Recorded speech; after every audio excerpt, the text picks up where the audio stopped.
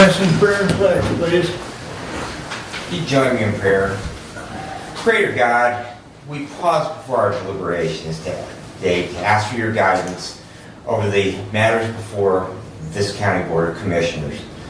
Lord, especially today that we ask for your continued help with the recovery and restoration efforts in North Carolina and across the South as they recover from Hurricane Helene.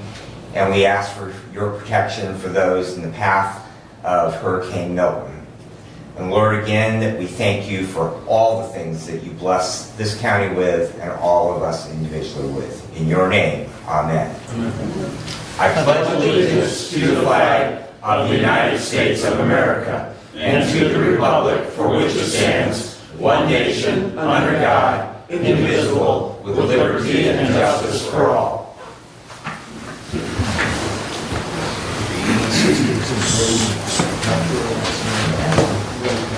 Thank you, Brad. We'll have our first call out to the public.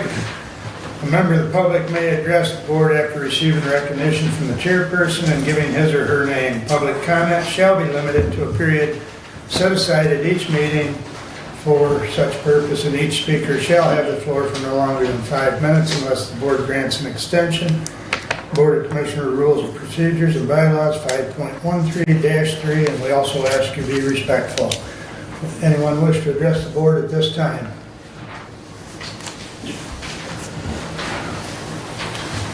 Good morning, Bob. Good morning. Last time I spoke here, I had referenced patriotism, and under that regarding Mark, I had no intentions of questioning, nor was it being questioned, of you being patriotic. It was the patriotism that it doesn't ever end. Even though you had service, it doesn't end once you quit service. You've been hired and elected by the people. That was where I aimed. It has nothing to do where I have respect for your service. So please, don't instigate that idea. I just didn't want you to refer that again. Thank you very much. Have a great day. Thank you, Bob. Anyone else wish to address the board at this time? We do have a second public comment later. Seeing no one else, entertain a motion to approve the consent agenda. I move to approve. Support. Who supported? Doug? Okay. Any additions or corrections? Just a comment there. Resolution 24-102 is a follow-up. At the last meeting in September, we had passed there was a resolution presented regarding the one account that on the audit showed a deficit. Finance Director Ringman had sent that to the state. They wanted some additional information, and so this is that additional information for the state on that. Okay. Thank you. Anything else? Hearing none, all those in favor signify by saying aye. Aye. Opposed, same sign. Correspondence is listed. Any comments on correspondence?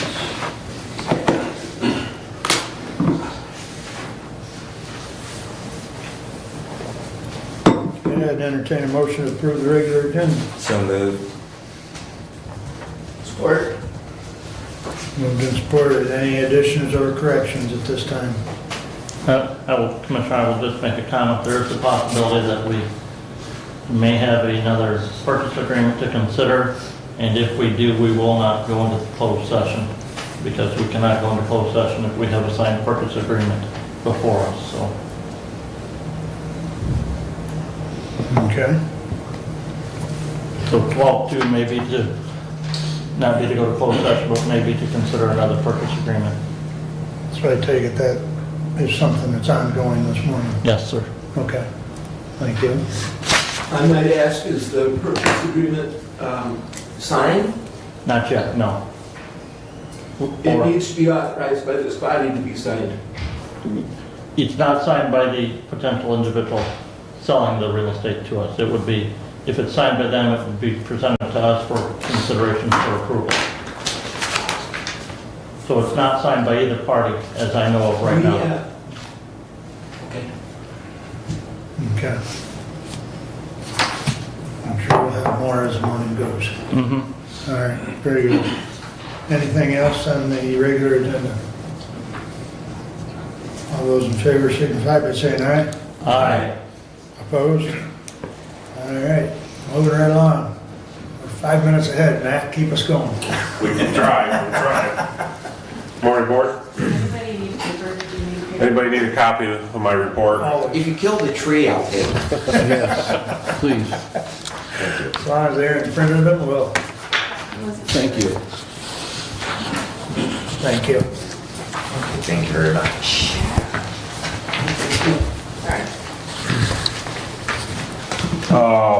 Good morning. I'm not gonna go through my report really, page by page. If any of you have any questions after the meeting about the report or anything in it, please reach out. I'm just gonna jump right into it. So our 2024 assessment breakdown is, so for drain maintenance is $423,739.17. Petitions part of that is $125,109.74. And our lake levels assessment for 2024 is $82,912.08 for a total of 2024 of $631,760.99. So that is the highest the assessments have been since 2014. There's a lot of factors into that. One of the major factors for this year is the last group of drains that we updated watershed district boundary lines on. We're also going to follow through in 2025 and start the daunting task of recording easements with the Register of Deeds. So there was some pre-assessing that happened this year to anticipate for costs associated with that for next year. It was never required by drain offices to record easements with Register of Deeds. That blows my mind, but a lot of our drains don't have official recorded easements, which is a problem in many different ways. So there's a lot of counties in the state that are going through that process of getting those recorded with the Register of Deeds. So we're going to start with a small group, about 50 or so of our county drains. We're going to just do them in groups to try and do some each year and get those recorded. So that was one of the keys to factors and why that total amount was a little bit more this year than in years past. And furthermore, the county at large, so the county Board of Commissioner obligation, which I'm sure is the number you guys are most concerned about, is $60,009.91.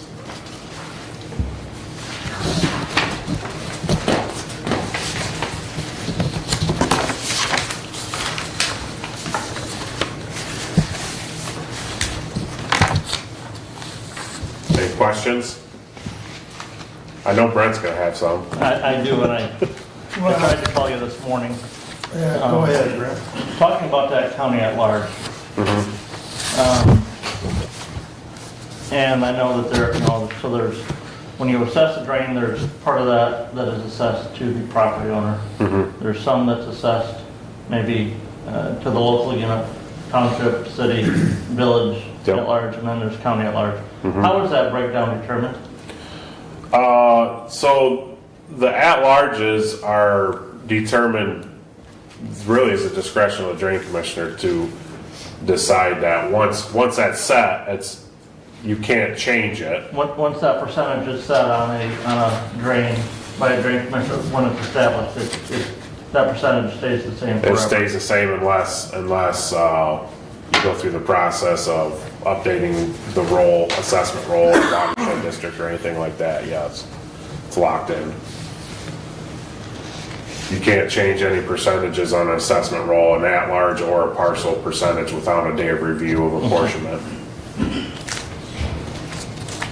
So it varies. It varies on drain by drain. Yeah, I noticed that and I just wondering that. Yep. Yep. So Matt, I know you've had an active role in that M99 offsite project north of Camden Road. Do you have any update on that? Yeah, so I've got a list of pretty much all our major projects. I want to briefly run through each of them. Can we work on the assessment stuff first before we get to that Yeah. endeavor? Fine. Maybe I was jumping ahead, but. Yeah. Okay. So you provide us 2 reports a year, one here in October on the assessment. Yep. And then one in, I believe, February Yep. as far as the Annual report. The annual report. Looking at your annual report last year as of December of 2023, you had 42 drains that had a negative fund balance on the drains. Is the 24 assessment going towards that 23 fund balance, or was the 23 assessment what's supposed to offset that negative fund balance? Run that by me one more Okay, time. so the St. Joe branch, Uh-huh. on your 23 report, showed a negative fund balance of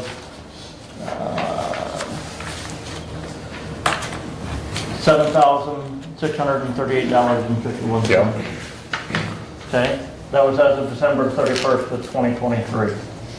In 2023, you assessed $35,000 on that district, but you doesn't show that as revenue to offset that negative, and you didn't assess it in the 24. I don't have a current fund balance with I'm me. pretty sure, so we assessed it in '23, we got the money in July of '24, that drain is in the positive now. Okay. Yeah. So and just for clarification, so the 23 report does not reflect the assessments that you assessed in 23. You're still waiting for that revenue to come in yet. Right, Okay. right. Yes. With these assessments this year, how many drains do you think will have a negative fund balance at the end of the year? We've been whittling away at the negatives for several years now, and I don't have an exact number for you. I can get you a number, but it's looking good. We're trying to keep a little bit of cash in each account so we don't have so many in the negative. And then the lake level, I know, Lake Somerset is, because of all the major work we've been doing there, and last year I think it had a negative fund balance of about $100,000. Where are we at in being able to go out and bid that repair work, and then be able to bond that so that we are able to pay that? Yeah, that's part of my projects update too, so I'll get to that. If you have more questions about my report, if not, I'll move right into the projects. Well, I have a question. Sure. So I'm looking at the report by drainage district, and it seems to be all positives. I don't see any negatives. Commissioner, the report in February is the report that shows that drain balance fund. Yeah. This is just what was assessed on each drainage district. Okay, thank you. Yep. Anyone else got a question on the report before it gets into projects? Well, I've got some comments here, and I don't know if Matt's aware of them, but Go ahead. I'd like to bring it to his attention. Sure.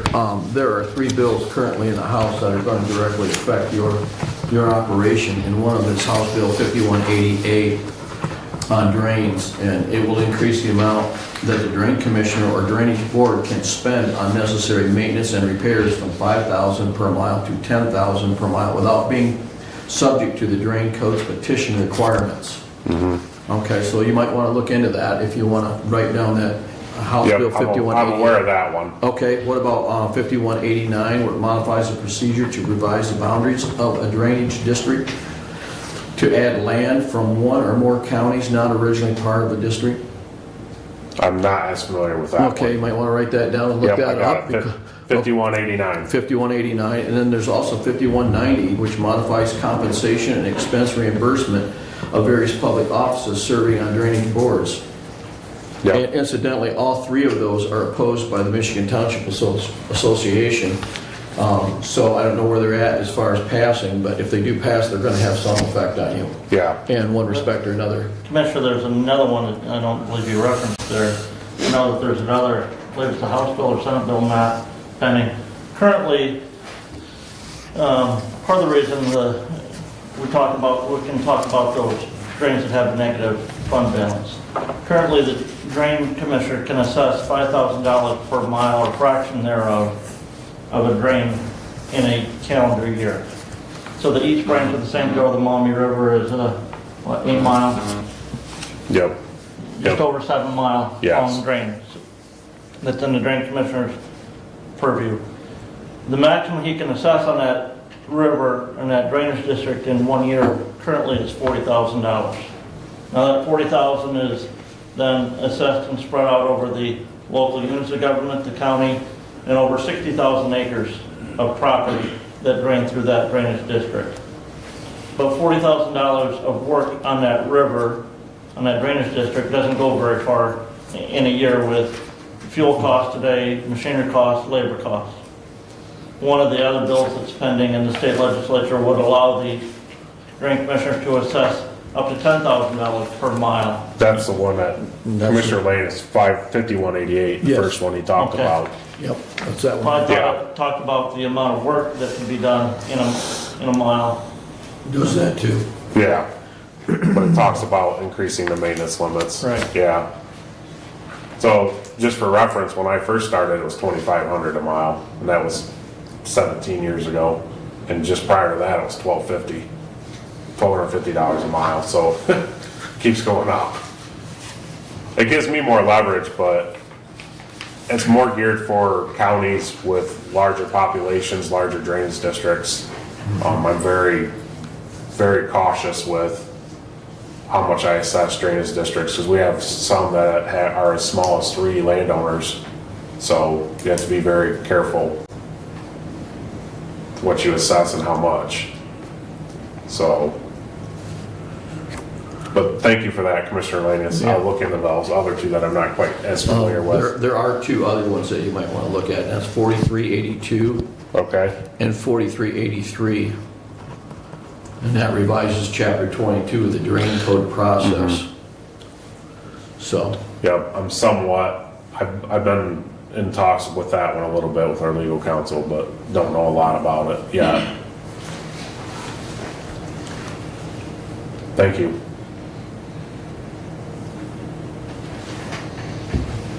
Well, if there's no more questions on the report, I'll give you guys a brief project update. So, to start off, I have a list here. We have a lot of major stuff going on, a lot more than normal. Bear Lake, about 5 or so years ago, we did a minor repair to beside the dam, the structure, to correct some minor seepage. Something new has developed, not with that repair, but in another location. They're experiencing some low waters on the lake, and for the interim, there's not much we can do. We have to do a project and get that corrected. So we're working with Eagle on that and my engineers to try and have something that we can implement this spring before the boating season. With that, we will need a resolution from the board to exceed the $10,000 limit for those repairs. My legal is gonna get me that resolution relatively soon. I told him, I said, hey, I'll update the board today, and then you'll have that resolution probably at your next regular meeting. Is that district primarily in Cambria Township or Yes. Hillsdale and Cambria? Yeah, yep. Yep.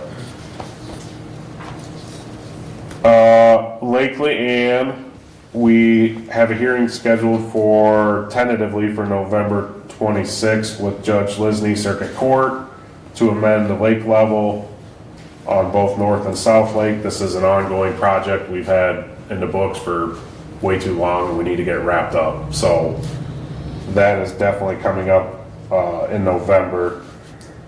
And we're also looking at a deteriorating overflow culvert on Lake Leanne that we may need to pay some attention to in the near future. We haven't really determined the scope of that yet, but we're looking into it.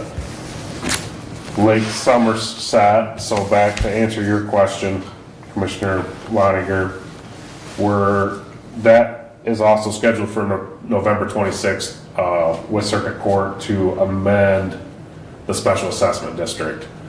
So before we bid the project out and do a project, we verified the district and found some discrepancies or issues. Basically, there was a chunk of parcels that have legal access to the lake, but we're not in the special assessment district.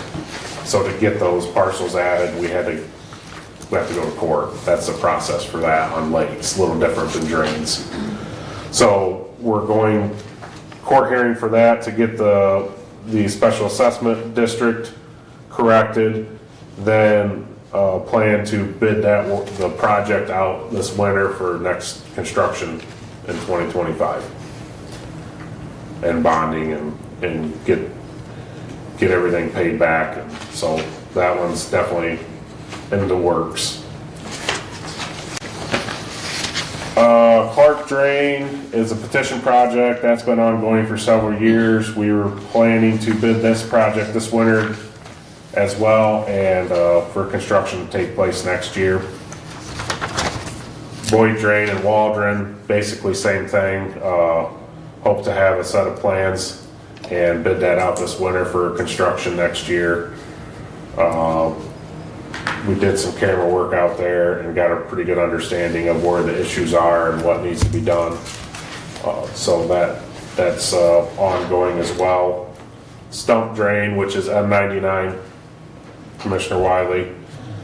So we had a pre-bid meeting on July 23rd of this year to bid that work out, and we didn't have a single contractor come. So that was quite discouraging.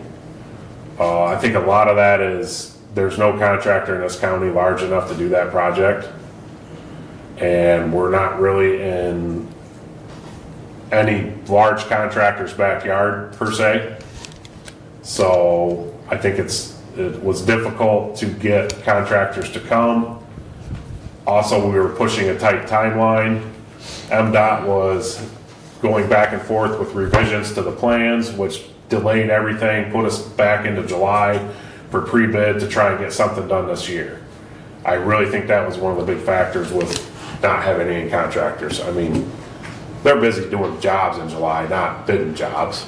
To have a deadline of, January 1 was near impossible. So the plan with Stump Drain is to bid it this winter. That's when a lot of contractors do their bid work, get their schedules set for next year.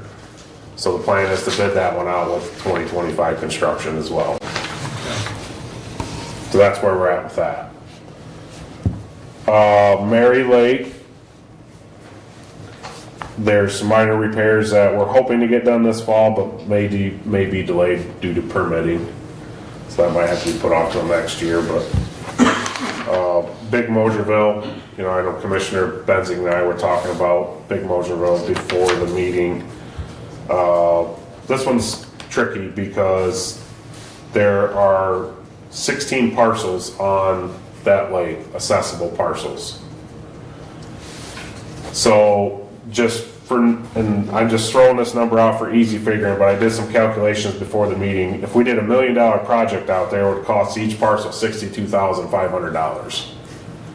So I'm kind of up against the wall at what the heck to do out there.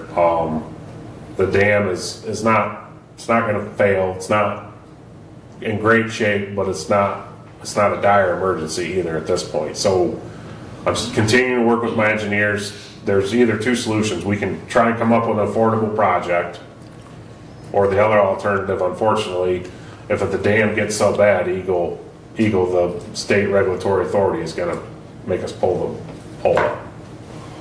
And drain it. Pull the boards and drain the lake because of safety issues. So I've applied for 3 years in a row, I've applied for grants through the state. And because it's such a small dam and there's no major safety concerns, it's not a high hazard dam, we've been denied each year. We'll continue to apply for grants. Matt, that's Kalamazoo. Yeah. Have you had any interactions with the Kalamazoo River Watershed Council? I have not. Because I met someone from them when Michigan Outdoor Writers had their summer conference here a couple of years ago. I met, and I know that they do have a fairly active watershed council.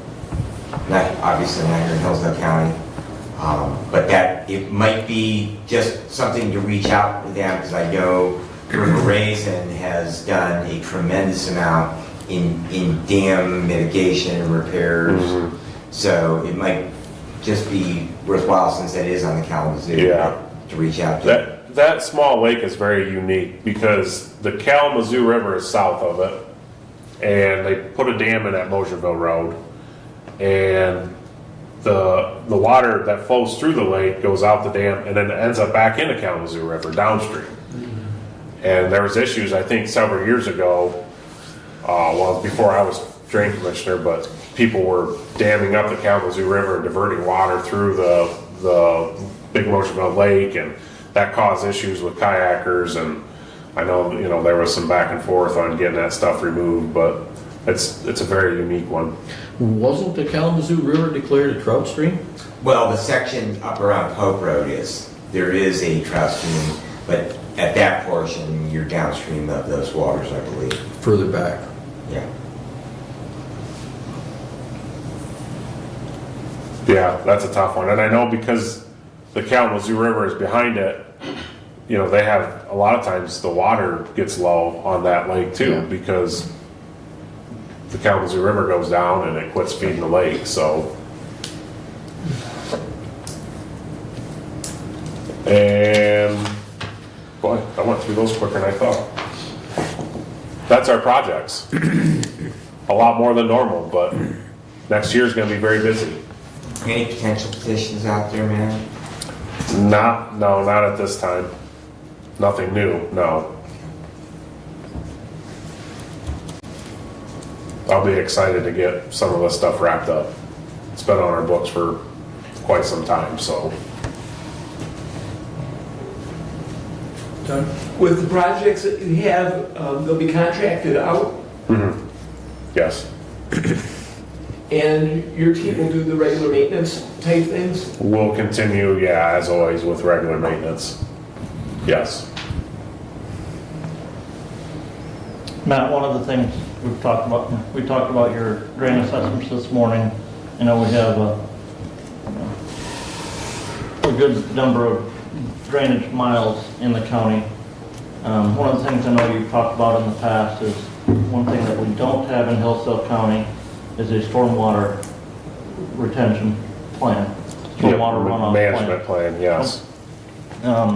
Especially with some of the solar development that we've got coming, where we're going to be changing potentially the topography of many vast acres. What's your thoughts on the need for that stormwater management plan in the county?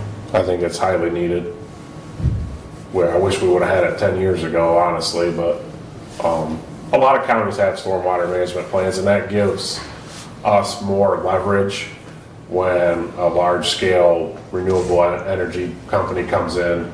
Right now, if there's a county drain affected, I have leverage because of that county drain. They're required to get permits from my office and such. But when there's no county drain involved, there's really no leverage for the county to have stipulations or guidelines or specifications on those building sites. So stormwater management plan they would have to provide plans to typically my office will be in charge of that. They would submit plans to my office, and then I would have an engineer review those plans for stormwater management.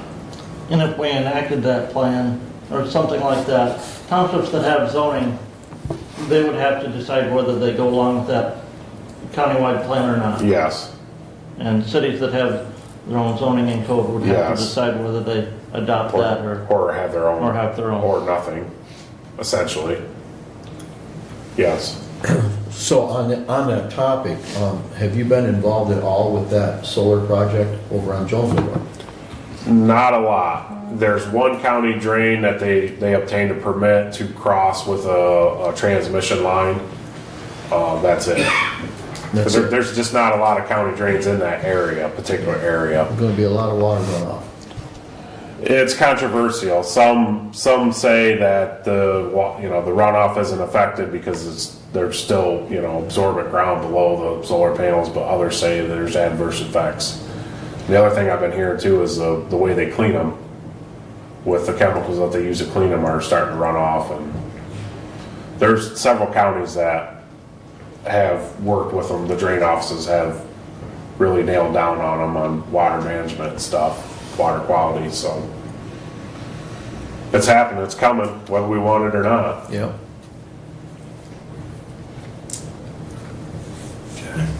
Anything else?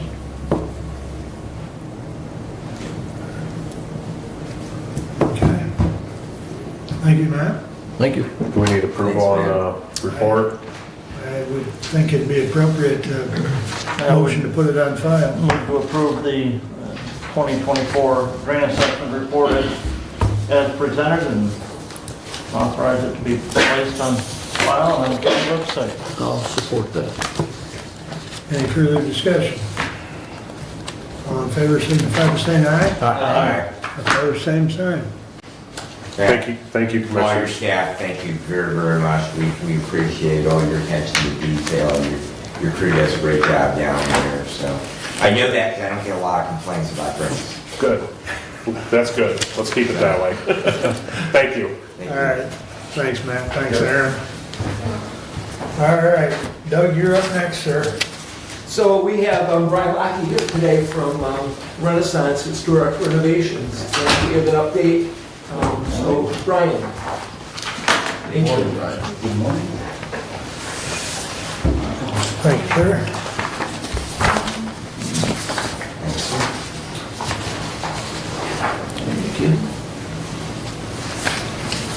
Good morning. Not gonna lie, these are getting easier. Instead of coming up here asking for money, telling you we're gonna be here longer, I'm telling you we're giving you free stuff and we're out of here in a month. So, really, really good shape, progress. What was that last year? August, I think? First week of August. As you go through the progress, all the work on the clock tower is complete except for the insulation of the metal on the tower base, which is why that last little bit of scaffolding is still up over there. That should be in our hands, if not the end of this week, early next week, and we'll get up and put that up. All masonry on the clock tower and the main building is complete. We are just doing a little bit of tuck pointing left on the main building, and we're wrapping that up in the next couple weeks as well. Clay tile roofing system is in the final stages. Should be done first week in November. As soon as we get that base metal up on the tower, we can go and finish up the clay tile. The skewed modillions are in transit to Renaissance Historic Exteriors and should be installed no later than the first week of November. Like I said, tuck pointing on the main building is nearly complete. Should be done by the end of October. Scaffolding removed as soon as we're done over there. And one of the requests that Randy had was for color changeable lights up in the clock tower, and we're getting those ordered. We ordered the wrong bulbs, so they're coming, and we'll be able to change those when we get those. So, quick completion process. 100% of the tower masonry is complete. 100% of the main building masonry is complete. The copper dome is 100% completed. Dome base 99%. The pediment metal work 99%. Gutter work 100% done. Clay tile roofing system plus or minus 95%. Those totals are the same that was on the last report. I may have a couple minor changes or adds to those when we get together in a couple months, but we're in really good shape over there. we see a light at the end of the tunnel and it's not a train anymore, right? It's, so the second page is just an updated financial. There are no additions. It just shows what we put forth in the last 2 or 3 pay apps since we last got together. The last little billing numbers will be out there, and everything should be billed by the end of November, assuming weather helps, cooperates, and we get it all done. We anticipate being completely off the building no later than the end of November, hopefully November 15th, but November 30th, you guys should have your entire building back and everything done. We did add 2 stones. It's on the south side, Randy? There were just 2 that were looking bad, and we had a couple extra. We did that as a no-charge change order on the labor. The stones were already here, so it's several $1,000s in labor that we are not going to bill for our previous understanding of where we were with them. But they were just kind of an eyesore on that side of the building, and we had them, so we're like, we're here, let's do it.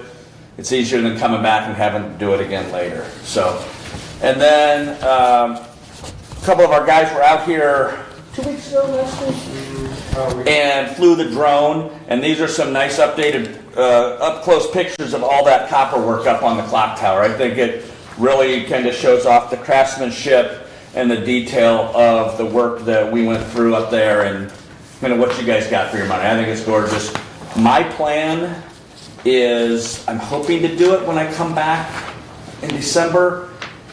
If it hasn't snowed, to spend some time and fly and get literally hundreds of pictures and some videos, and none of that's our IP, so I can turn all that over to you via Dropbox, and you guys can use those photos for whatever you want to, as far as showing to the county, putting on your website, using for however you want to promote it. But we're going to get you some really nice things. It's just going to be easier to do once all the scaffolding is off and it's back to your normal. So that's it. We're really close to the end. We're getting there. So, how much longer before the scaffolding will be down off the roof then, Ryan? We're hoping everything is off no later than the end of November, but probably November 15th is our plan. Oh, because you still have plate tile to do. Oh, yeah, the tower, as soon as we get that metal that's coming for that base, that will go up in a couple of days. That scaffolding will come down the day after that, and then we'll finish that last bit of clay tile. So, Okay, but we still have the elevator, the addition to do on the clay tile. Nothing's been done on that yet. is that going clay tile, or is it going back up in asphalt? We've been, there's 65,000 in there for that. Jake knows that? I thought he did. That was, Okay. You're gonna do the dog houses in asphalt, but the new addition area is supposed to be in. Okay. It'll, honestly, the clay tile is the easiest part of this job. That is what we will crank that out in a week or whatever that takes. And it's low, it's not, we could probably do that off ladders and lifts and. Will that get stripped, Ryan? Sorry? The shingles that are under now, will those get stripped? Yeah, 100, yeah, we'll go down to the roof deck and put new underlayment, probably ice and water shield up 5 feet from the eave line like we've done everywhere else, and then put the felt and then the tile over the top of it. Because that, I mean, the poor base, I mean, not taking the old copper off was kind of the whole problem we had with. Yeah, there's gonna be nothing underneath So, that. yeah, so that Yeah. we eliminate. Yeah, that'll be easy. For If anyone we find here's copper like under time, there, pretty that's much gonna be here's like that's gonna time. be even more surprising if we find copper under that new roof. Well, that's Steve. When you were here before, Brian, I requested that you would put together a maintenance program for us, if you remember that. I did. And I didn't know if you'd looked any further into that. Or... I have not. I will Okay. get that done when we're done. Like I said, it'll probably be a suggested 5-year with emergency as needed. But yes, I apologize. I will get that done and make sure I bring it with me in December. Okay, thank you.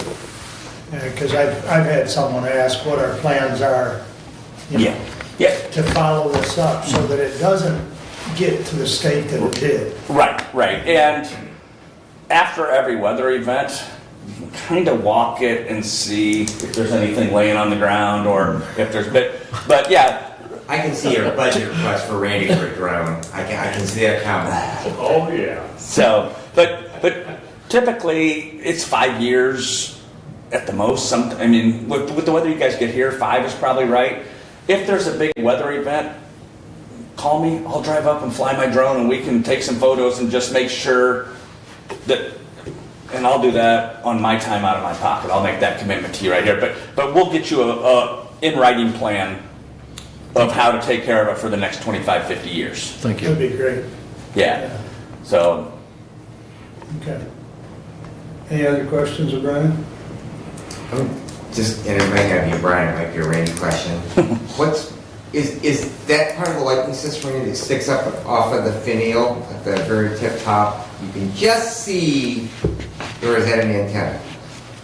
I'm sorry, what was the On question? the finial, on the very tip top, Yeah. when the sun is right, you can see that there's something that sticks up from the finial. And I just wondered, is that part of the lightning protection, or is that an antenna? Part of the lighting, yes. Okay. Yeah. yeah. That's what that is. As you can see in the second to last photo there, Brad, you can see the cable running down. Okay. I don't think the bottom one is too up close, but Yeah, you can see it in the, Yeah. you can see it in the second one. yeah. You can see it in Yeah, the first second one in, you can see that cable. So it needs something to tie onto up there, and some type of a rod, lightning rod, if you will. Yep. Like I said, I noticed that the other day coming into work, sun was right on, and it's like, well, that's different. Yeah. It wasn't there when I was up there. So, He's planning on getting his DeLorean ready, so, you know, see back that to the future. Yeah. We're trying to locate a flux capacitor. so I will ask Yeah, it's bigger than Randy, you think. the clock Oh, yeah. and bell, everything. The clock and bell is fine. The only thing we're waiting on is the colors. Okay, but we were a little worried about that change going from the original mechanisms and stuff to this electronic. And you Right changed it now, or done it anything? plays or- a nice tune and then it strikes afterwards. It's exactly the way I wanted it, and I'm not getting any pushback from judges or anything like that, so the volume's perfect. And but you've gone in and made changes to it and I have. okay, that's, And I can, yeah. okay, perfect. That was the goal, so. Thank you again for the efforts to get the clock down. The Historical Society is delighted to have that, and Pretty cool, isn't it? it really is. It's a pretty cool piece. So, yeah. We do have some neat stones and stuff that we have extra that we're keeping. So, you know, if they need more, like the stones that went around it, Awesome. everything up there, we do Awesome. have those. We'd sell chunks. And we have the clock hand that you plan on displaying them in the courthouse where the cupola sets and everything. So we'll make that just a renovation corner, yeah. Yeah, okay. All right. Well, we'll see you in December. Yeah, what's the date on that for the first one, do we know?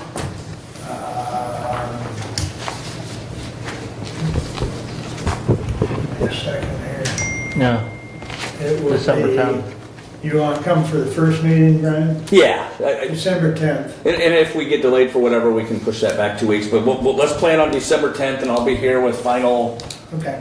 photos, final everything, a maintenance plan, final accounting, all the stuff. Yeah, we'll plan on December 10th. We'll plug you into the agenda right now. Fantastic. All right, sir. Like I said, they're getting easier. Thank you, gentlemen, I appreciate it. Thank you. All right. Please continue. I have more. I'm sure. You have in your packet 2 estimates from Arnold's Excavating and Parrish Excavating for the project of, at the FOC building to try and remediate the water intrusion. We are not ready to have any action on these quotes at this time. It's information for you to be aware of. The Parrish Excavating estimate is not complete. There's some waterproofing that needs to be added, and then there's a third party that will be presenting as well an estimate. So at our next meeting, we'll have all the information in, and we'll talk more and be ready to have an action item on that front of the court water problem.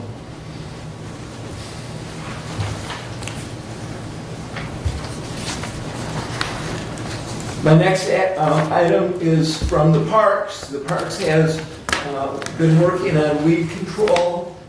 We have Mike Wertz here today from the Parks. He's the director at the Parks, who will give us some information on what he's found out in terms of that weed control. And there's an email that I did send that has a proposal from Doc Brothers with the dollars and timing.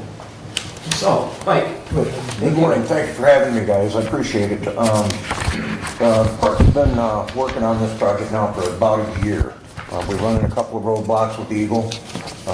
Went to the DNR, got their backing on some things. Also had a meeting with the biologist from the DNR on some project possibilities as far as being able to reclaim some of the land, turn it back into a watershed, save a couple of ponds, and maybe get some funding from fisheries and wildlife.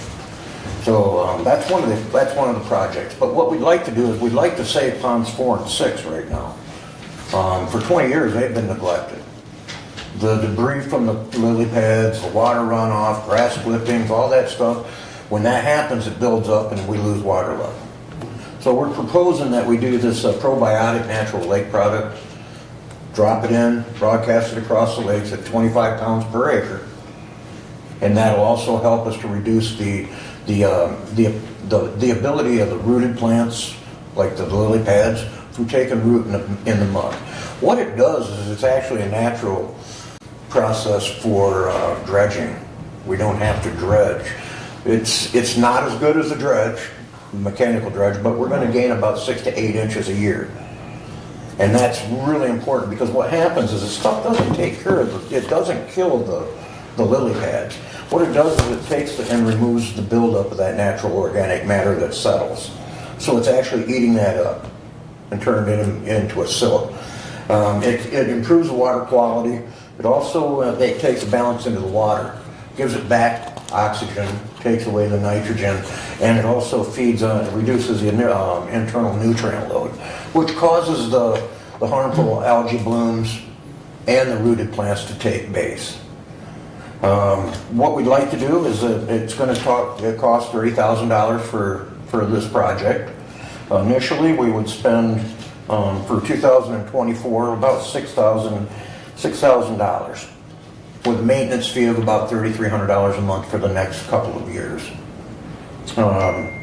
What we're proposing is we got 2 treatments with application fees of $1,450 by Doc Brothers, and then another $6,600 for the product. So a total of $15,500 is going to go toward the initial purchase of the product. We'll get 2 applications this year, 6 to 8 next year, and then we'll have to redo this again over the next several years. Hopefully by then we'll be able to work with the Eagle Group and find out what we can do next. This will be in addition to us spraying for the lily pads. So in other words, the first step is taking care of this the biotics, putting that in so it'll keep the levels down, kills off all that stuff that's already there, and eats it up. But then we're going to knock it down again with a spraying application. And that's where our $3,300 a month comes in. Okay. As far as permits from Eagle, we don't know what those are until we actually get their proposal back to us that says we can do this or that and the other thing. Initially, they said we're only able to treat 1/10 of an acre. That's not very much out there. We wanted to do a half moon fan so that people could actually go out and cast their lines in the water without getting hooked up in the lily pads and actually catch fish in it. This park services the whole county. And it's one of the few parks areas where a handicapped individual can go out and fish. And I've had several handicapped folks talk to me about their ability to go out there and fish. Since they've been here as kids, that's what they remember. Okay? So what we're talking about is a total cost of $30,000 a year, beginning in 2024 and carrying through the 25 year. And we should be able to handle that pretty decently. Doc Brothers will do the application, and we did consult with Aquatic Technologies Incorporated. They're a group that did it 20 years ago, so they're involved with us as well. And like I say, we have DNR, the biology group there, We have fisheries and wildlife also involved with us. But they're also, like I say, they say that we can come back and actually turn some of it back into a wetland. So instead of the park just going away, let's save a couple of ponds. Save the 2 big ponds and the hero pond out there. That's a primary spot right up by the building, right by the community center. And then the big one, which is right there, right when you come into the park. Right now, our water levels are so low, you can almost walk Pond 5. But we're in a drought situation as well too, so. So, Mike, did I hear you correctly? You're gonna need 30,000 to do the treatment and the spraying this year, and another 30,000 next year? That 30,000 next year, we will have a surplus from this year's 30,000. So we would, but it's about $3,353 a month. Okay. 25 pounds per acre, that's 250 pounds for each pond. We should be in pretty decent shape, but we'll end up with another, I want to say 23,000 for 2025. Okay. But we would have to budget that money in each year until we get the ponds back to where we can either dredge and get Eagle's approval for that, which is going to be tough, or just keep doing what we're doing and try to bring it back and get some funding from the fisheries and wildlife. So. Any other questions? Go ahead, Rick. And I guess, number one, right out of the gate, is we have no idea that we can get a permit or what the cost of that permit will be. And it's October. And we have this thing called winter. Yep. So, I think we're being really, really optimistic that we can get any treatments done this year, because having worked with Eagle on road projects, we know how long it took them on the M99 project. We've known how they've set bridges back. I think we're being incredibly optimistic that we can get permits, that we don't know how much they're going to cost. And I guess the other thing is that, we are basically, we're not incurring a $30,000 cost, which we do have in the budget. What I'm hearing is we're incurring a $150,000 to $180,000 cost, because we're going to have to do this for 5 or 6 years, year after year after year after year. So we're not just committing the money we already have in the budget. We are making a commitment, or we're just throwing good money after bad to try and do this. But I guess the other component is that I really think we're getting ahead of ourselves here, because I kind of like to see what Fish and Wildlife has for a plan, because we're certainly never going to have the money to dredge that pond. I mean, we need to wrap our minds around. It's kind of like paving dirt roads, or even keeping paved roads in many places, that we just simply aren't going to have the money for that. So dredging them, I think, is going to be a non-possibility. We've seen the struggles we've had with trying to get a $60,000 grant to improve the trails around the pond. And, we've applied for that multiple times, and now our recreation plan is going to have to be redone again. After that was a 260. But our match on it was 60 of that. So, but the point is, I guess I would like to see, before we commit to doing this, number one, are we going to turn this pond, the big pond, into a wetland, or, so should we be treating it, or should we be hanging onto those dollars? I guess I just want more information than, we've come up with a possible product that we can use on it, and we hope that over 6 years' time that we're going to eat up the muck that's in the bottom of it and have some fishable space and get rid of the lily pads. I'm just not really sold on this whole plan.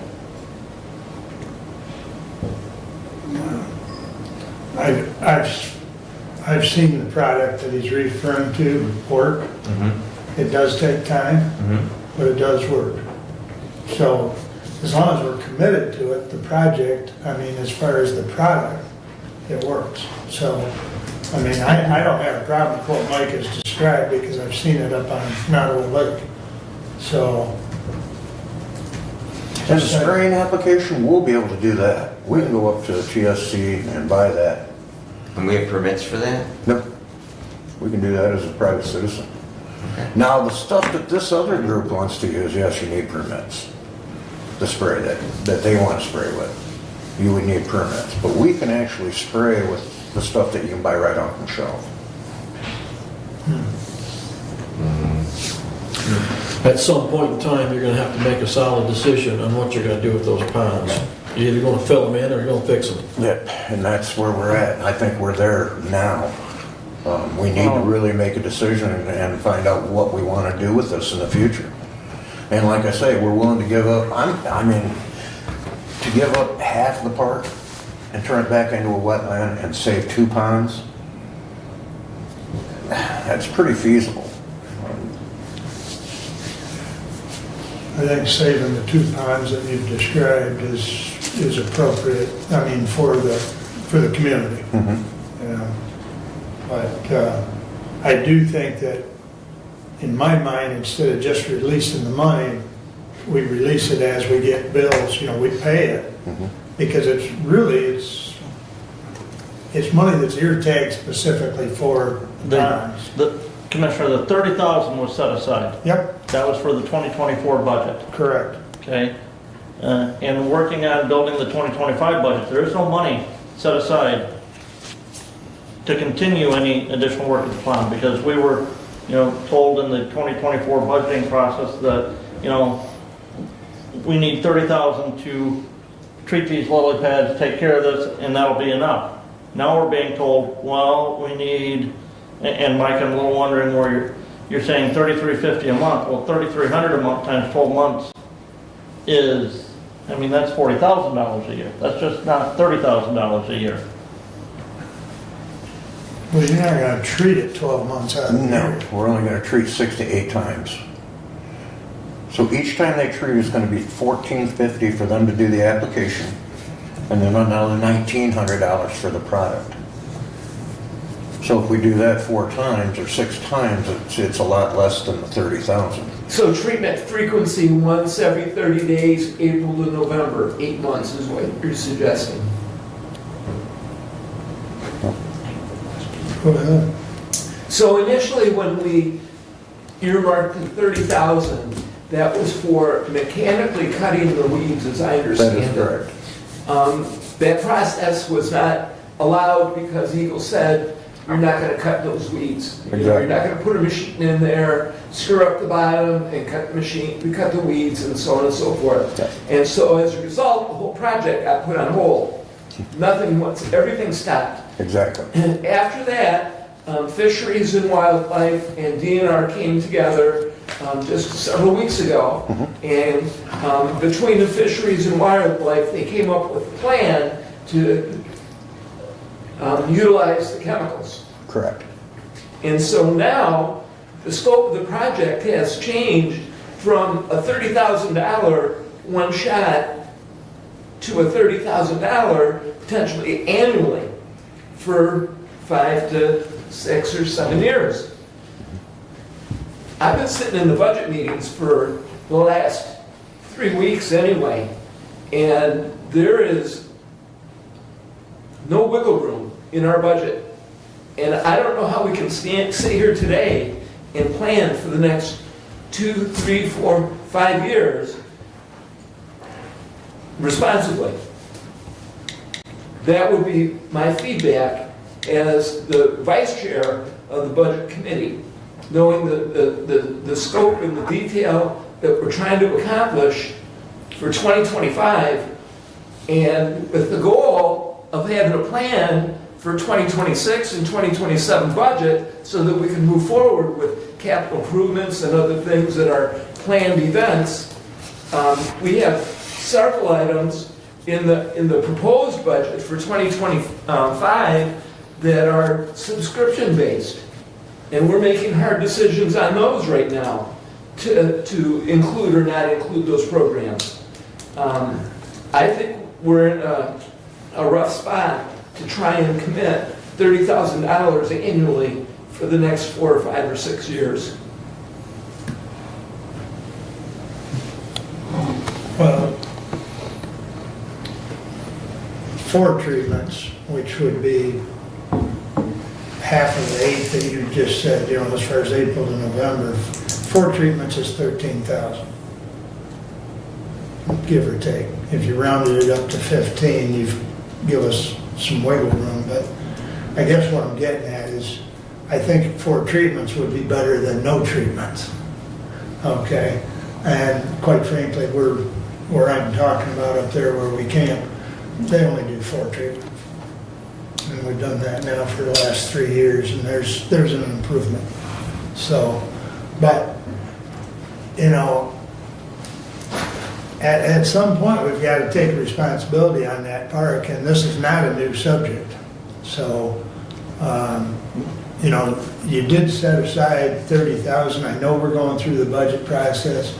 Has there been a request from the parks for how many dollars for the ponds? I mean, There was a request from the parks for, I believe the total figure was over 100 and, 144. yes.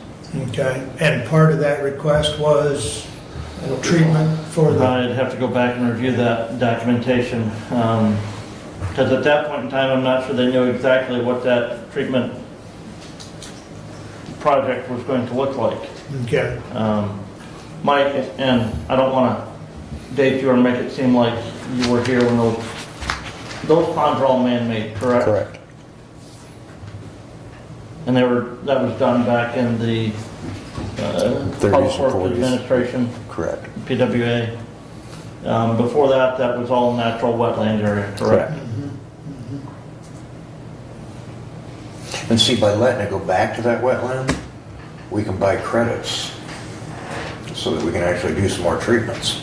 And that's where each mitigation, say we have 10 docks out there. She says it's $10,000 for each dock to mitigate that area. Just killed the project. You can't, $10,000 just to clear off a 40 by 40 space. Just, it boils down to the mitigation fees. So if we allow some of it to go back to wetland, we're able to save 2 of the ponds and still actually have the park and do what we need to do it. And people come out there for the geese too. It's the wildlife, it's the scenery, it's the walking. It's not just the fishing. But think of the things we're gonna lose if we don't take care of those. We're gonna lose the fishing derby for the kids. You're gonna lose a lot. I mean, you gotta face it, fellas, some of us grew up on that. We grew up out there catching our fish. You can't even catch a fish out there now. You can't even, unless you throw a Texas rig on the top of the pads, you're not gonna get anything. And the water level is so low because of the sediment, it's actually killing them. So it took a long time for them to get in this condition. It's gonna take a little bit of time for us to get it back. right. And it's a lot like fixing your car. If you let your car go, guess what? You're gonna have a huge amount of money come into it later. So you can't move forward right now until you get the permit though? We can do what we have already projected here. Okay, As far as dropping the pellets for the next 2, but the first 2 applications. This is not something that needs a permit from Eagle or, No, okay. no. Well, the 30,000 has been earmarked. Yep, And so, for the first set of treatments, up to $30,000, has the product been ordered yet? Not yet. I Okay. didn't want to order it until I knew for sure that everything was in line and So what, the process will be then, as I understand it, that the parks orders the product, authorizes Dock Brothers to do their treatment. Once the bills come in, Mike, you send the bills to Derek Yes. or to Abe, however the process or to goes. the, right, to the Yep. the clerk's office for the accounts payable. Yes, and then the invoices get paid directly from our account, and once that money's gone, it's gone until we decide otherwise to include it in future budgets. Is there a possibility that this board could set up a Save the Park program and I would love to. and take private and corporate donations as Save the Park program? Would love Commissioner, I mean, we have, I don't believe that that would be, we operate underneath the, 1913 statute? 1913, 1911 statute for parks in Hillsdale County. Underneath Okay. that statute, the road commissioners are the parks trustees, okay, okay?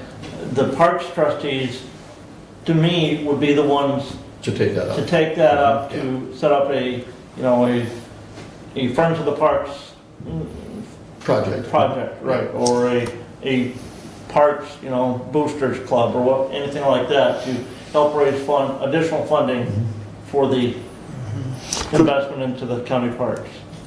Excuse me, Mr. Lenager, can we collaborate with townships?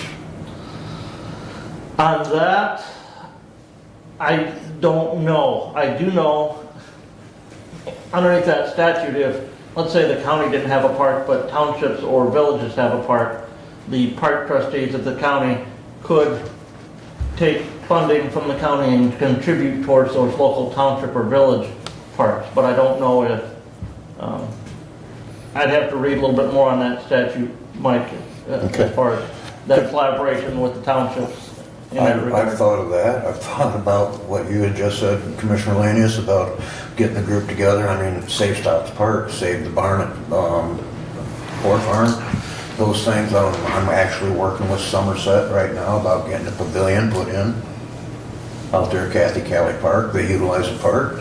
They don't want the park, but they'll be happy to go in with us on that, which, that's great. That's great. And sometimes those projects can be very effective.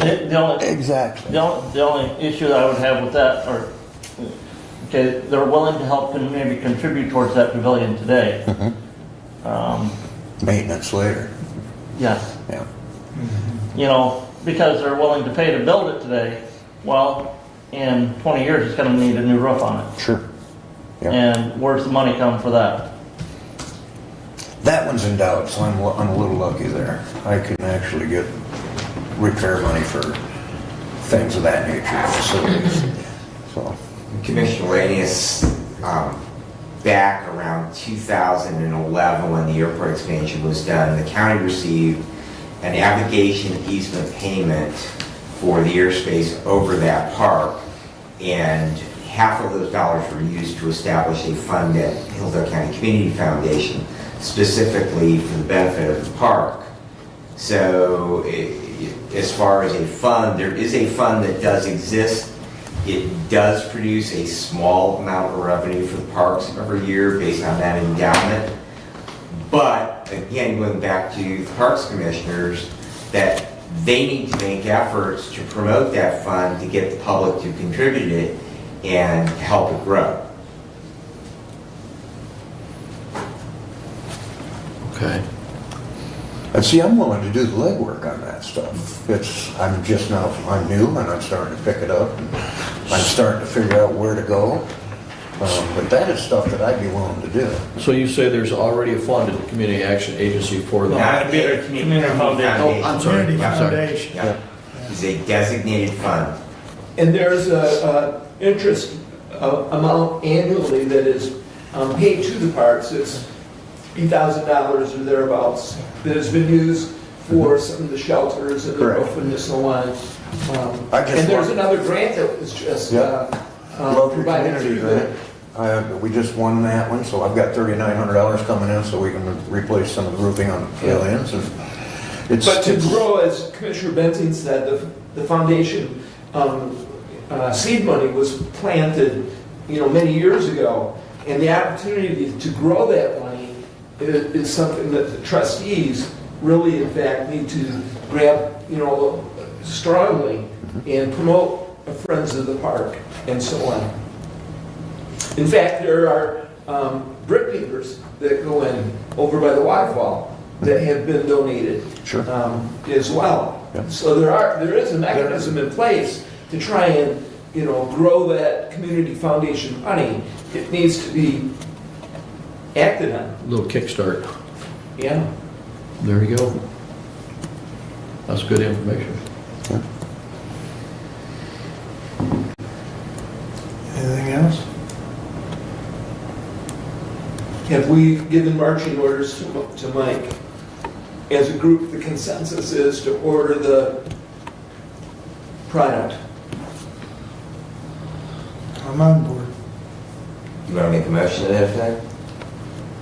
Move to authorize Parks Director Works to order the product as presented with the plan to utilize the first the $30,000 for that has been allocated in our budget for weed control. I'll support it if Abe can type it. Don't make me say it again. We got, I got it. It's gonna be shorthand for a few minutes. you want to read So, it back, or? Yeah, motion to authorize Director Wertz to order the product as presented with a plan to utilize the $30,000 that has been allocated in our budget for weed control. But again, I would stress right now, Mike, that, we've allocated $30,000 for this. Right, that's not guaranteeing additional money, in the future. With this 30,000, we'll be able to take care of the 2 months this year and probably all of 2025 with the product that we're going to order, 2,000 pounds of product. Should be a pretty good start. I think so. And then I'll be back again next year. That's the process. Commissioner Whiting, that is your cue. There is no money. I like to say it was your cue. I'm rubbing off. The vice chair is. I know, it just seems like every time I step up. We just hit the button. Yeah. Okay, any other discussion on the motion at hand? All in favor signify by saying aye. Aye. Opposed? Motion carries. Thank you, sir. Thank you, gentlemen. Get her done. Appreciate it. We're going to start it. All right, thanks, Mike. Thank you. All right, Doug, please continue. A couple more items. The materials management plan, notice of intent has been sent to all cities, villages, and townships in Hillsdale County that Hillsdale County will proceed as a single county single county materials management plan. One of the next steps that we have in this process is to create the materials management committee, which consists, if you remember, of 11 members. 1 solid waste disposal facility operator, 1 managed materials hauler, 1 materials recovery facility operator, 1 compost facility operator, 1 waste diversion facility operator, 1 environmental interest group, 1 elected official of each county, township, and city or village, 1 individual that generates a managed material, and 1 regional planning agency. I'll be working on trying to fill those slots in the next short period of time. As well with Commissioner Benzing, we have reached out to, and Commissioner Wiley, we have reached out to Lenawee County to try and determine a job description for a position that will assist us with materials management plan. I have not heard anything back from Kim yet. Okay. From the city of Hillsdale, last night at their council meetings, there is a Hillsdale app now, and you can find that on the Apple or Google store. The My Hillsdale app has information pertinent to the city of Hillsdale, bill paying, permit process, notification calendar updates, so that is very useful and handy app. You can find that at your Apple or Google store. October 19 and 20, the trains will be in town again, food trucks as well. Many activities, so for fall, they will have a nice event for the 19th and 20th coming up with the trains. Brush pickup will be on October 14th. It's a one-time pickup. Leaf pickup begins October 28th and will go through December 12th. And that's my update for today. Any questions for Doug? Thank you. All right, thank you. Brad? or I think excuse me, Steve's up next. excuse me. Yeah, I'm not, I jumped over this, I'm sorry. you might just as well, because I don't have much. I had a Community Action Agency meeting on September 26th. We got a request for a one-year extension with Raymond Robinson for 403B, an agency audit. That was passed. We had a transition from contractual to an internal IT position, and that was passed. And we also gave the director, Toby Berry, an increase in salary as well as some additional paid days off. And that's all I've had since our last meeting. Okay, any questions for Steve? Now, Brad. Thank you very much. At our last meeting, I informed you all that Emergency Management Director Whitaker is resigning from that position as of the end of this year. He did forward yesterday to the Management Personnel Committee a job description for an Emergency Management Director, as well as a score for that position.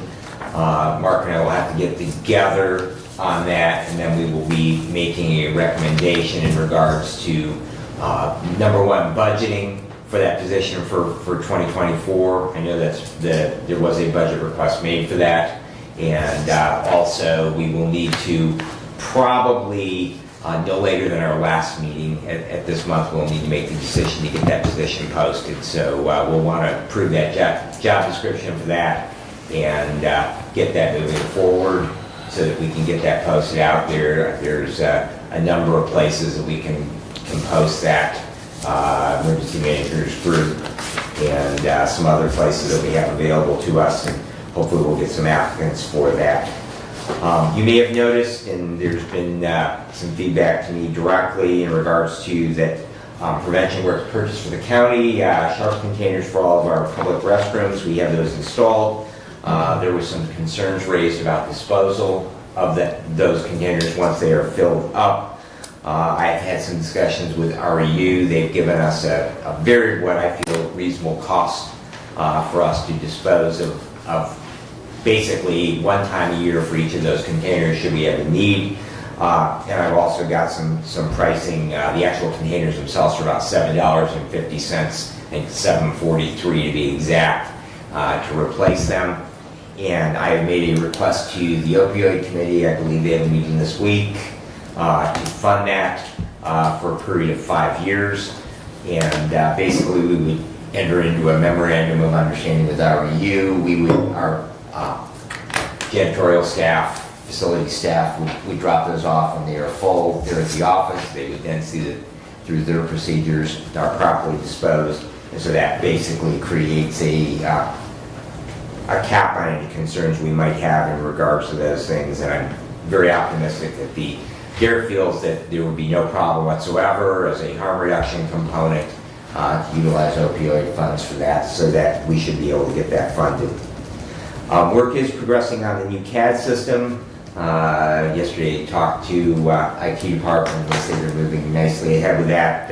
We are still on schedule for deployment hopefully in April of next year. And that would be wonderful to have that up and going.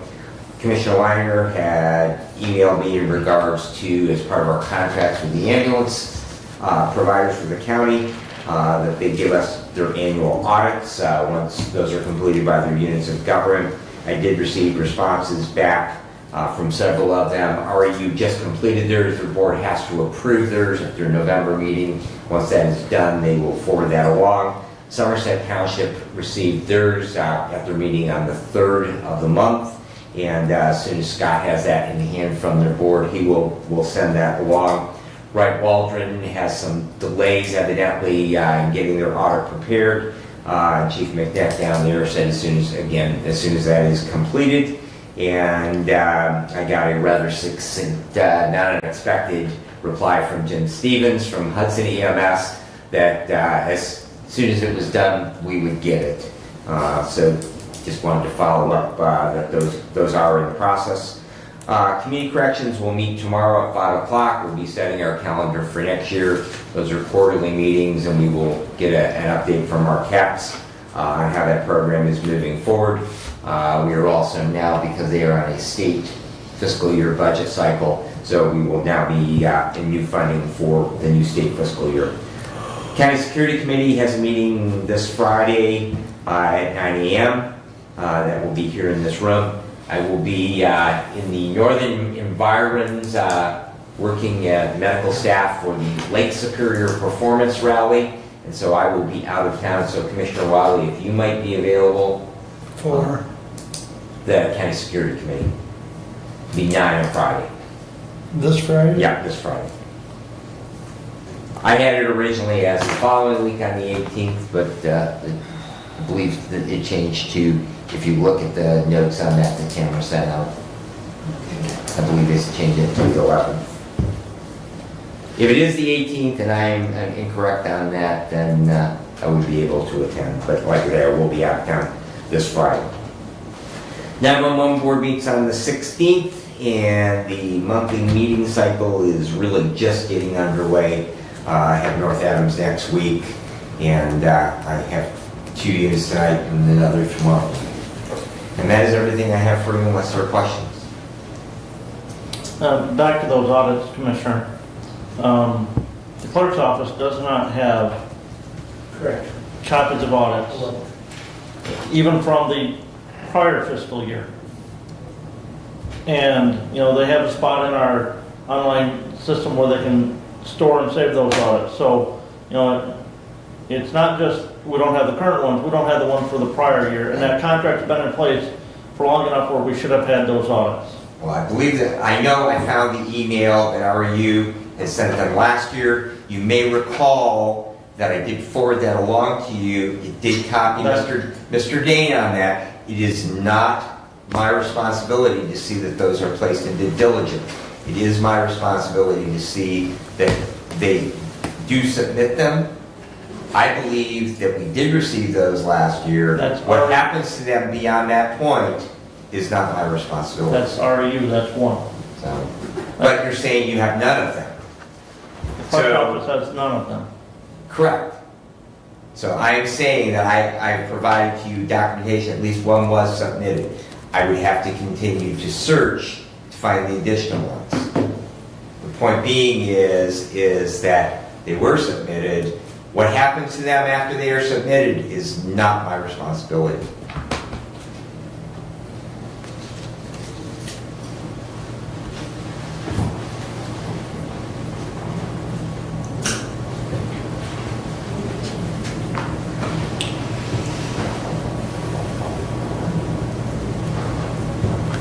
According to Tara's email, when she sent out the minutes from the July 11th meeting, the next date was Friday, October 11th, unless that's been changed. Yeah, that's what I have, is the October the 11th. I have that as well. Okay. And I did have originally on my calendar, it was the 18th, so. What's the normal length of those meetings? 1 hour. Yeah. I will be attending.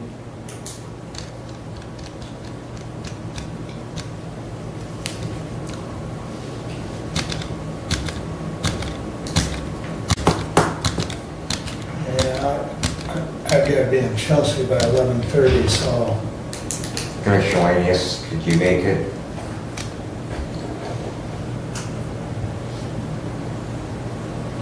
Yes, Friday, 9 o'clock. Friday night, So yeah. you're set then? Right here.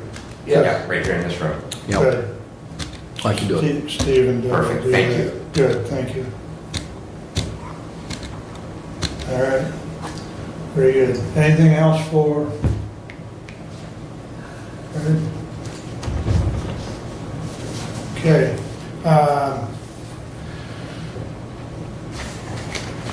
I had posed a question at the department head meeting and about Aldi's. And Marty Taylor followed up with me that he did some reaching out, and it looks like what Aldi's is planning on, weather permitting, is to be open either the 3rd or 4th week of March.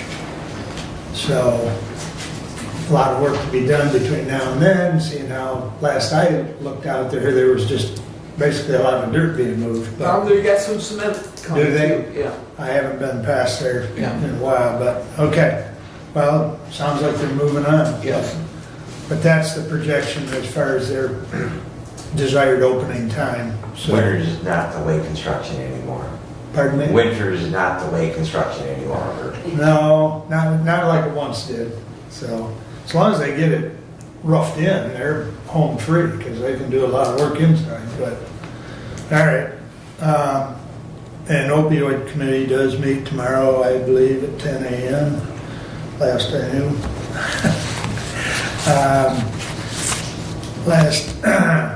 Yesterday, late afternoon, Lifeway's facility committee met, and I was there for that, and I'll also be there tonight for the finance meeting, as well as there's a little celebration if anyone wanted to go up.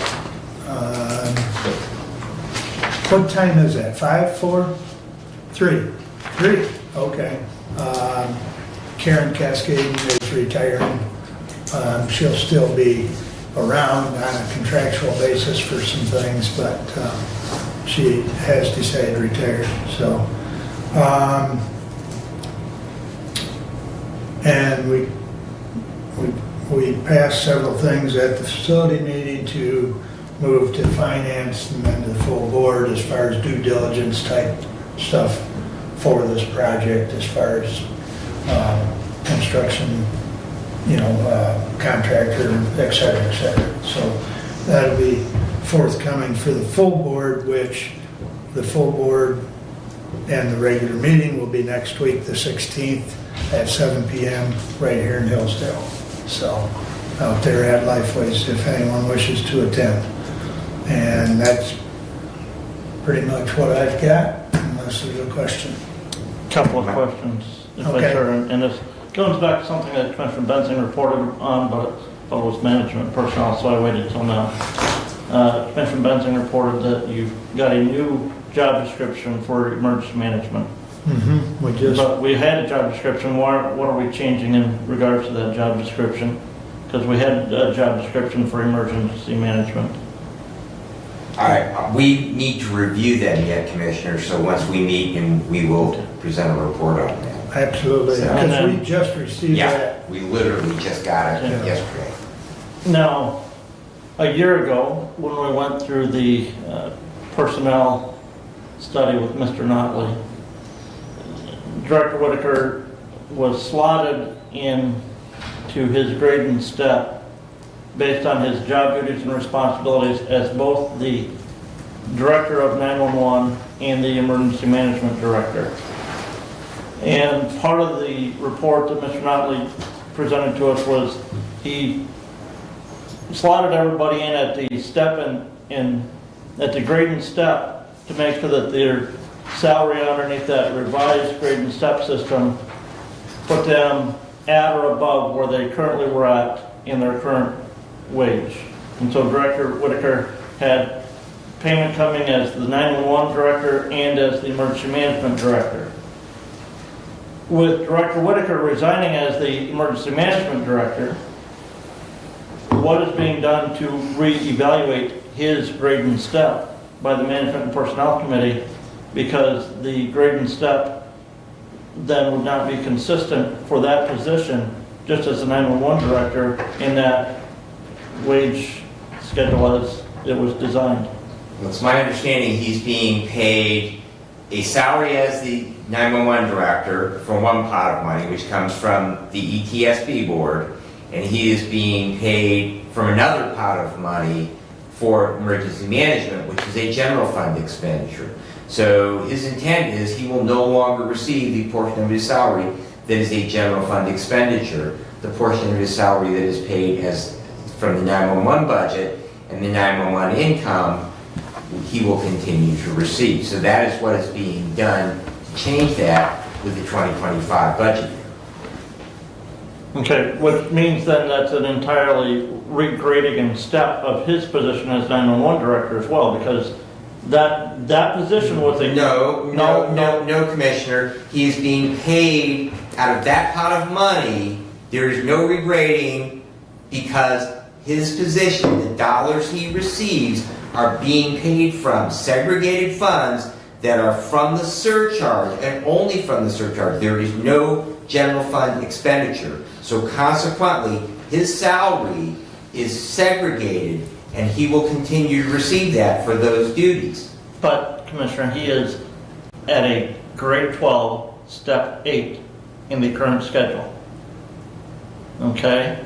Underneath the personnel policy that we have adopted, he will move to a grade 12, step 9 next year.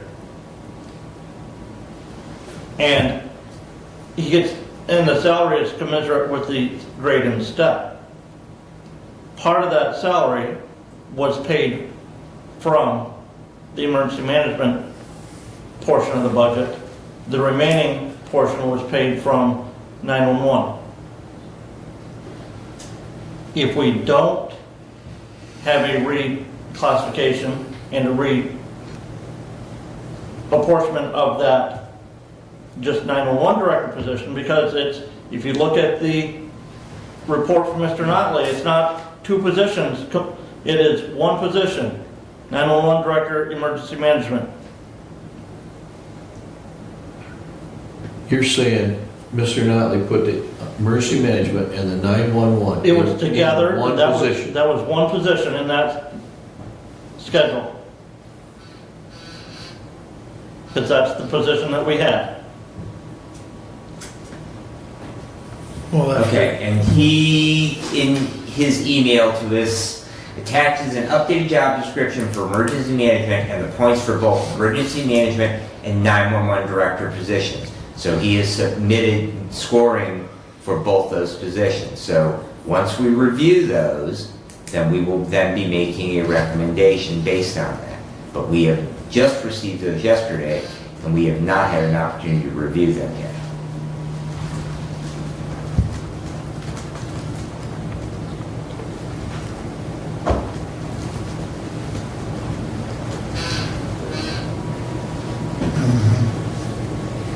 Yeah, well, Because, and getting to that, to be consistent with just the wage schedule that was paid to him as the,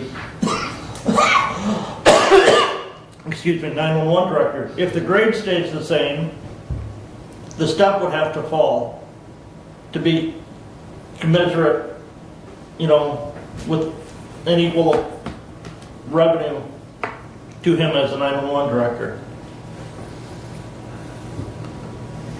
Than just the 911 director. So in Mr. Notley's report, Central Dispatch Director and Emergency Management Director Coordinator were graded at grade 12. Separately, I don't know that they would be graded at a 12.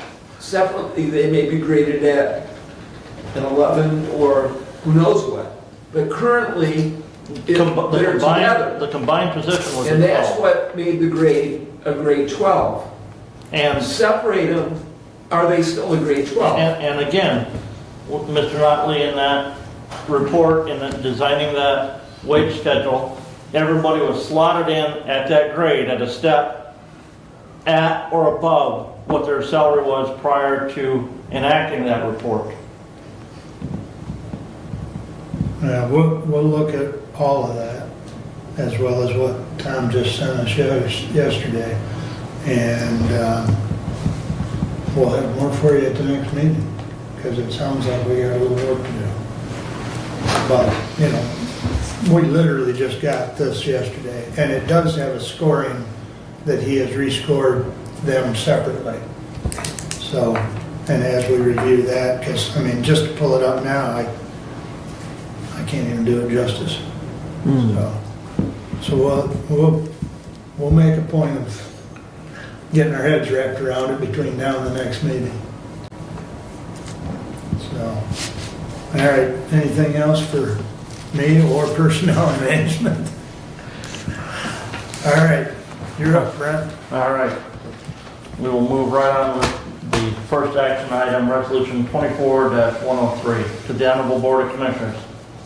We authorize the chairperson of Hillsdale County Board of Commissioners to sign the attached real estate purchase agreement between Robert C. Barnes and Angela L. Barnes, husband and wife, of 2860 East Camden Road, Hillsdale, Michigan, 49242, the sellers, in the county of Hillsdale, Michigan, a Michigan governmental entity, the buyer, with offices located at 29 North Howell Street, Room 1, Hillsdale, Michigan, 49242, for the purchase price of $42,500, and I move for adoption of the resolution.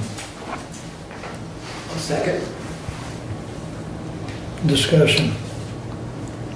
This is for property for one of the 800 megahertz radio towers sites. This is the property that was initially identified by Motorola in the proposal for that tower location.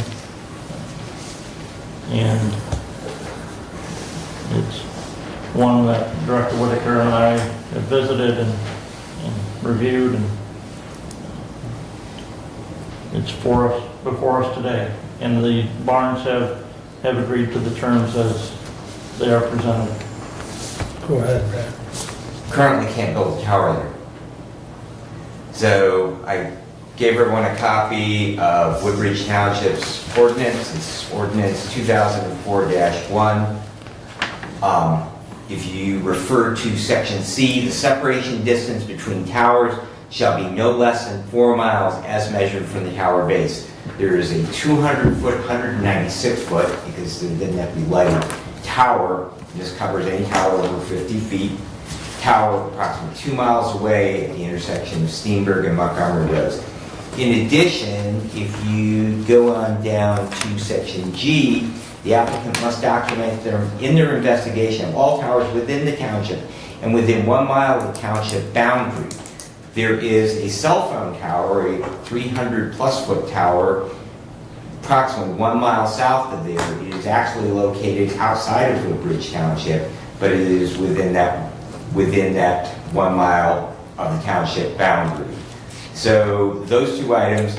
And then the other item that is problematic is that any proposed tower shall be designed to accommodate co-located both the applicant's equipment and at least 2 other users. So we would be required under that ordinance to allow at least 2 additional users to place equipment on our tower. I'm not saying that's a good or bad idea, but one of the questions that has been raised is the security of our towers and who has access to them. And so consequently, as this ordinance stands right now, that we could not put a tower at that location.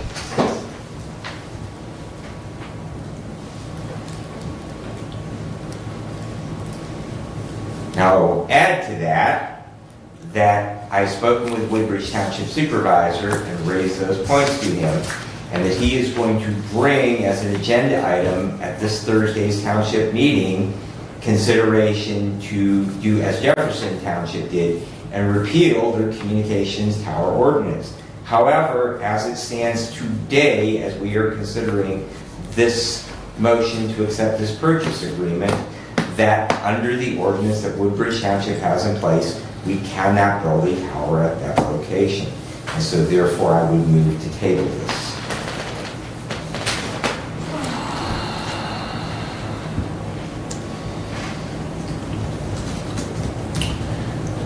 You need support on that?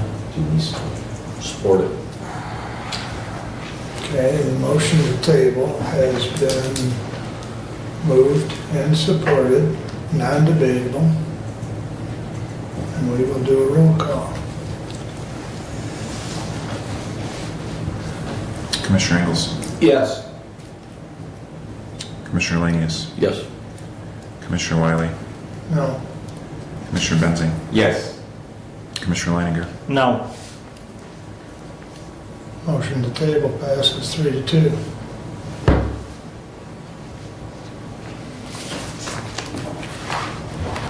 All right. The Budget Committee is continuing to work on the 2025 budget. We had a meeting yesterday, we have another meeting on Friday. Hope to have a draft budget where we can present to the entire board here towards the end of October, 1st of November for your review. I was not able to attend the Board of Health meeting last week as I had a death in the family and had a funeral that day. So I know, never mind. I know now. I had to think of it, but sorry to hear that. Let me back up as long as I've interrupted you. When are you planning on bringing them? I said, we hope to have at least a draft copy for review. My hope would be towards the end of this month or the 1st of November for everybody to review. I Okay. would like to have that budget approved in November so we don't have to worry about that going into December. Okay, okay. I'm just trying, as far as Yeah. for the agenda purposes. So, thank you. Yep. As Mr. Wiley said, we have opioid committee meeting tomorrow. I have prevention works meeting on Thursday. And just starting the monthly cycle of township meetings tonight. That is all I have in that regard. I do have would move to go to closed session pursuant to MCL 15.268D to consider the purchase or lease of real property up until the time we have an option to purchase or lease the real property. Support. And we'll need a roll call on that. And then we will ask everyone to step out, and then we'll reconvene. Do you want me to stay this time too? I don't think we need, no. Okay. I guess not, Stephanie. Thank you. Commissioner Lanius? Yes. Commissioner Wiley? Yes? Commissioner Benzing? Yes. Commissioner Leininger? Yes. Commissioner Ingles? Yes. Shouldn't be too long, folks, I hope.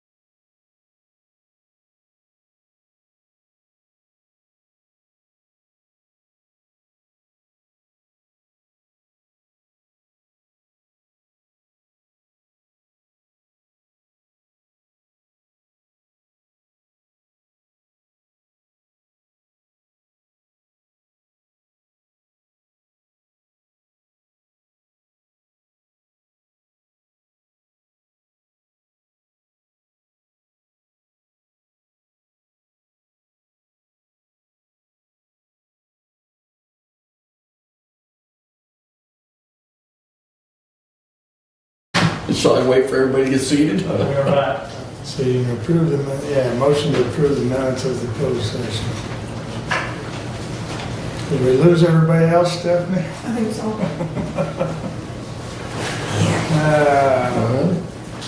All right.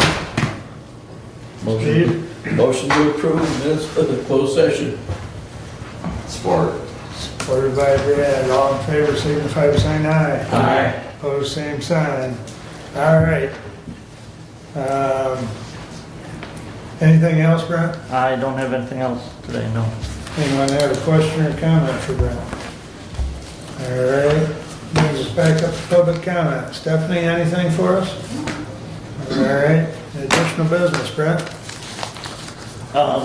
In talking with Director Whitaker about the forthcoming real estate purchases, it will be my recommendation that we originally paid for those properties right now with funds out of the 911 fund.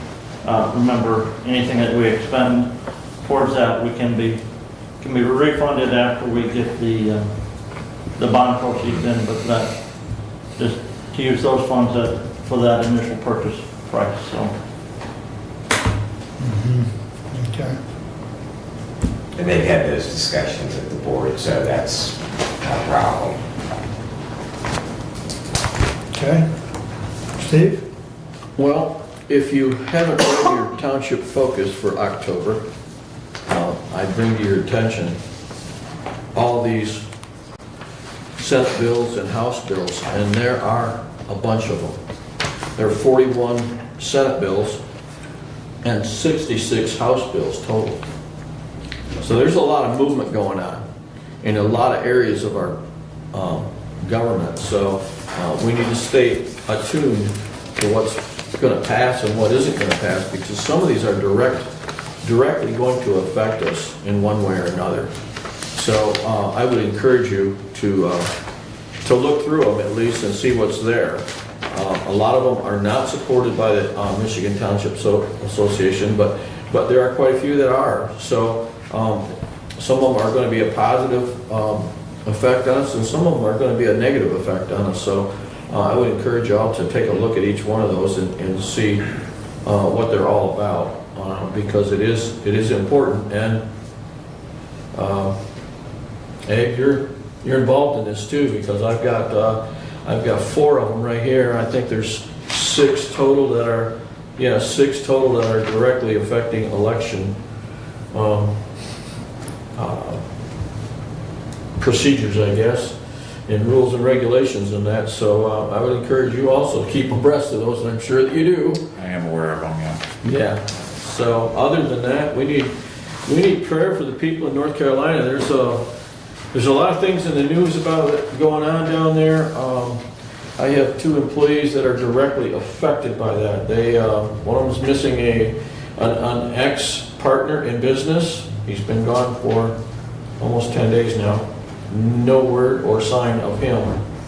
There's also 2 family members that are still missing.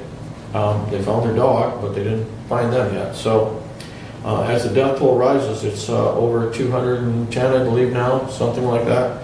I would say that death toll is going to continue to rise, but some of the things in the news that we're hearing are scary things, and we need to be in prayer for those people. And on top of that, we've got another hurricane coming in. The coast of Florida, I have a customer right now that has a $3.5 million house right on the coast, and they have emptied the house and trucked it all out and waiting. So if the last hurricane wasn't devastating enough, this one's going to be even more so. So we need to be in prayer for those people in our country, as well as our people in office, whether it's township or federal. So prayer is the only thing that's going to save our country right now. That's all I got. Thank you. Doug? Well, my sister talking about the hurricane in Florida, Milton, coming in, will hit tomorrow. My sister lives in Bradenton. I spoke with her last night. She's hunkering down, and she's got her generator ready to go. She's got a new house that has been built to the current standards of hurricane proof, with hurricane windows and so on and so forth. to withstand, so to speak, a 200-mile-an-hour wind. But we'll find out if that's the case or not. But we do, she's in the target zone right now. And, for all those folks in Florida, it's been raining, they're saturated. Any additional rain they get, it's nothing but trouble. And the surge that's coming their way is going to be 10 to 14 feet. devastating. Yep. So please keep those folks in mind. Thank you. Brad? So, well, my wife's family's in Miami, so they're supposed to be south, but they may get flooding, so it's gonna be wet down that way. And just to follow up on Commissioner Lanius, Meridian Health Partners, my EMS employer, our national response team, they are in Old Fort, North Carolina. I've been putting a few pictures of that. And as an interesting side note, a law enforcement officer friend of mine in the shooting community, he took pictures of yesterday in Old Fort, North Carolina. So a lot of work going on down there, and it's as you mentioned that the devastation and the loss of property, loss of life is just unbelievable. It's going to take a long time to recover, and we just need to continue to do as a nation, not rely on our government, but to rely on each other to make them whole again down there. So it's going to be a long process, and my prayers go out for Florida, because it's going to be a bumpy day or two down there as well.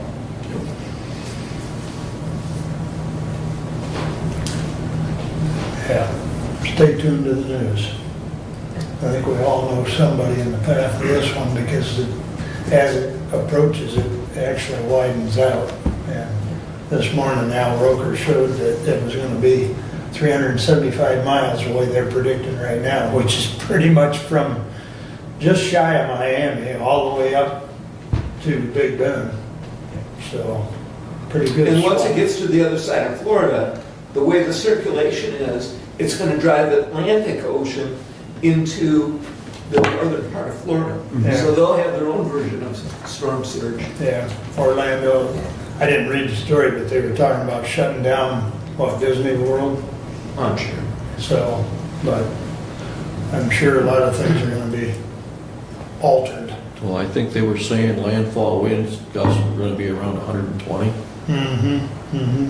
And right now, they were, as of last night late, I think midnight or something like that, they were around 180 miles an hour. 185. 185, yeah. Yeah, this morning, the mayor of Tampa said that if you stay in, especially in the Tampa area, she said, if you stay here, you will die.